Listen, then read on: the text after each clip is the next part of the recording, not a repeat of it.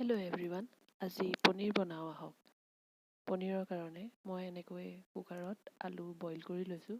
Boil কৰি লৈ পেলাই আলুখিনিৰ বাকলিখিনি এৰাই এনেকৈ মই মেছ কৰি ল'লোঁ।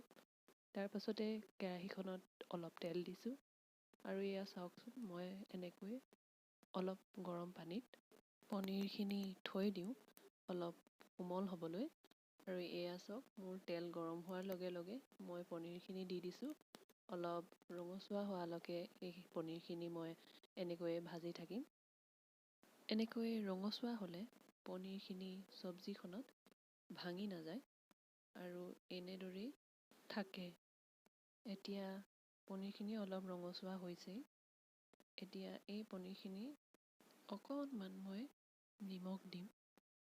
নিমখকণ দি দিলে মানে পাছত পনীৰখিনি খাওঁতে অলপমান নিমখ ভিতৰলৈ সোমাই যায়। এয়া চাওক, মই পনীৰখিনি এতিয়া তেলৰ পৰা আঁতৰাই লৈছোঁ। এতিয়া ইয়াত দিম মই অলপমান পাঁচফোৰণ। তাৰ পাছতে এটা পিঁয়াজ কাটি লৈছিলোঁ, সেয়া দি দিম। এতিয়া এনেকৈ মই লৰাই থাকিম। তাৰ পাছতে দিম মই আদা নহৰু পেষ্ট। আদা নহৰুখিনিও এনেকৈ অলপ সময় কেঁচা ভাৱটো নোহোৱালৈকে মই এনেদৰেই সিজাই থাকিম। তাৰ পাছতে দিম মই অলপমান হালধি।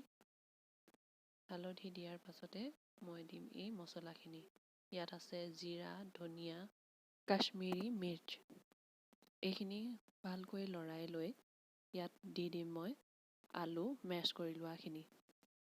এইখিনি দিয়াৰ পাছতে মই দিম অলপমান দৈ। দৈখিনি এনেকৈ দি মই অলপ সময় লৰাই লওঁ। আৰু প্লেইন দৈটো হ'লে খুবেই ভাল হয়।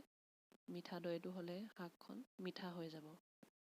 আৰু তাৰ পাছতে দিম মই পনীৰ উতলাই লোৱা গৰম পানীখিনি। এয়া প্ৰায় মোৰ পনীৰ গ্ৰেভিটো হৈয়ে গৈছে। এতিয়া গ্ৰেভিখিনি হৈয়ে গৈছে। এতিয়া মই এইখিনি অলপ সময় এনেকৈ লৰাই থাকিম। তাৰ পাছতে দিম মই ইয়াত এটা কণী। কণীটো এনেকৈ দি দিলে শাকখনৰ টেষ্টটো আৰু বেলেগ হয়। আপোনালোকে দি খাই চাবচোন, কেনেকুৱা লাগে মোক কমেণ্ট কৰি জনাব। এতিয়া এইখিনিত মই পনীৰখিনি দি দিম। আৰু এয়া চাওক, মোৰ শাকখন প্ৰায় ৰেডি হৈ গৈছে। এনেকৈয়ে মই এতিয়া কমাই লৈ পেলাই ইয়াত অলপমান নিমখ দি দিম। কাৰণ আগতে মই নিমখখিনি ইয়াত দিয়া নাছিলোঁ।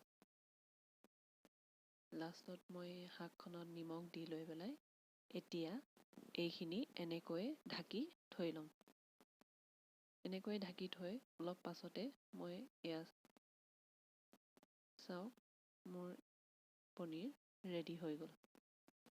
আপোনালোকে যদি এই ভিডিঅ'টো ভাল পাইছে তেনেহ'লে প্লিজ লাইক, শ্বেয়াৰ আৰু ছাবস্ক্ৰাইব কৰিব আৰু কমেণ্ট কৰিও জনাব।